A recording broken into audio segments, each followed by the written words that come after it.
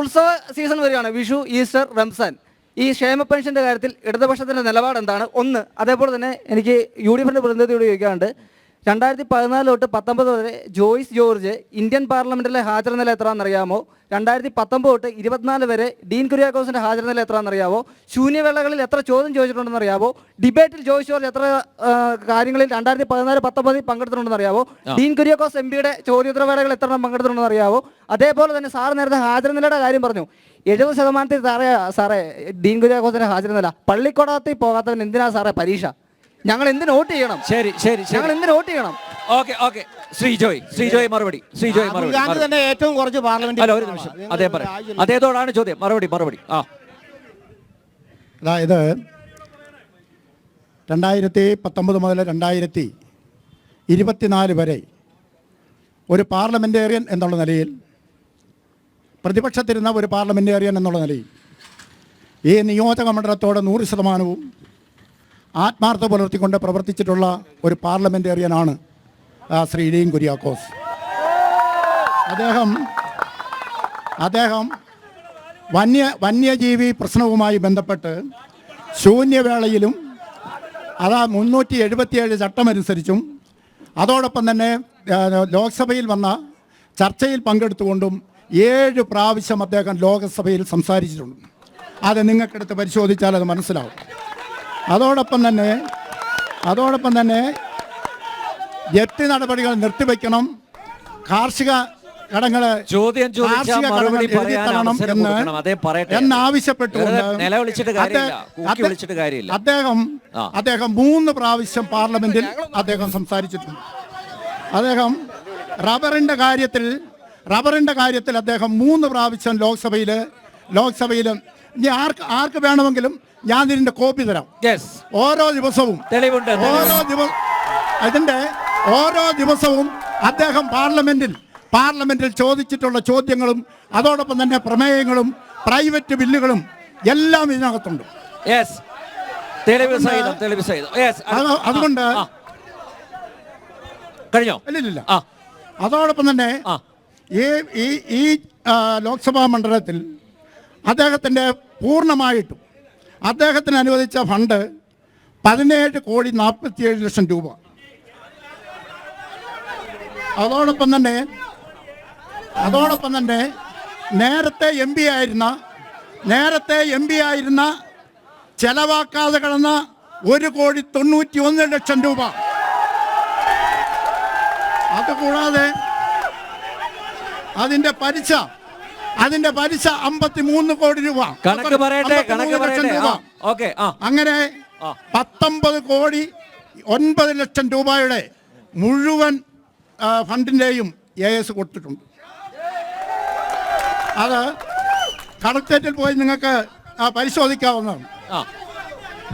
അതോടൊപ്പം PMGSY റോഡുകൾ 97.5 kilometre 117.37 കോടി രൂപ. 5 പാലങ്ങൾ 27 കോടി രൂപ. അതുകൊണ്ട് ഈ വക കാര്യങ്ങളെല്ലാം വളരെ കൃത്യമായും ഇടുക്കിക്ക് വേണ്ടിയിട്ട് ചെയ്തിട്ടുള്ള ശ്രീ ഡീൻ കുര്യാക്കോസ് അഭിമാനത്തോടു കൂടിയാണ് ജനങ്ങളുടെ മുമ്പിൽ നിൽക്കുന്നത്.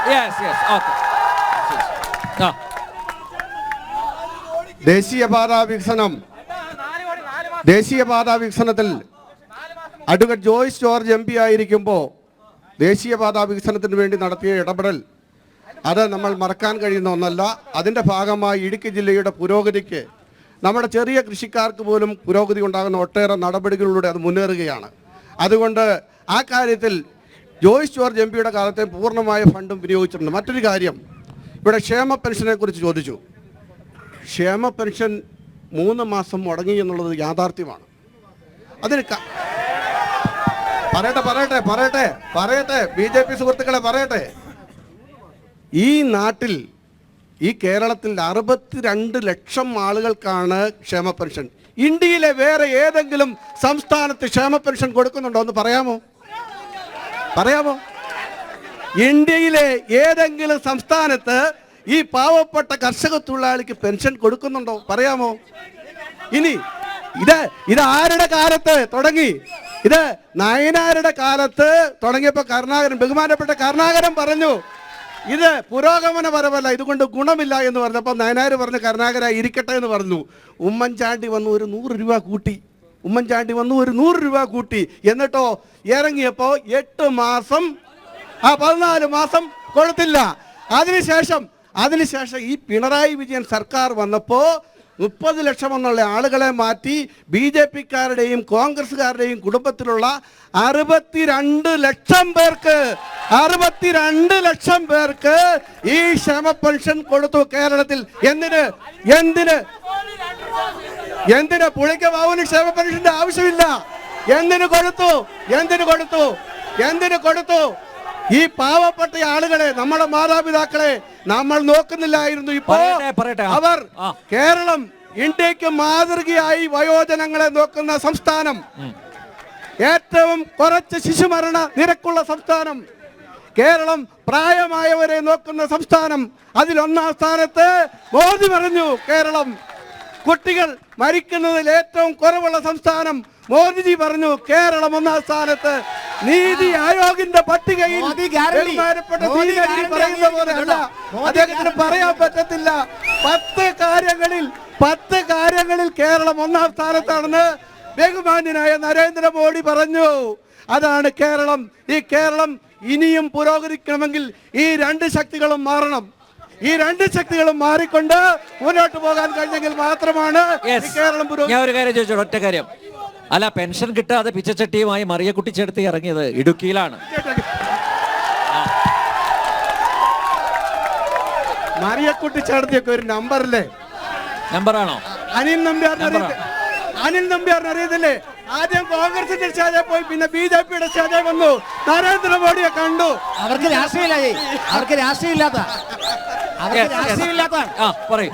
അവർക്ക് രാഷ്ട്രീയമില്ലാത്തതാണ്.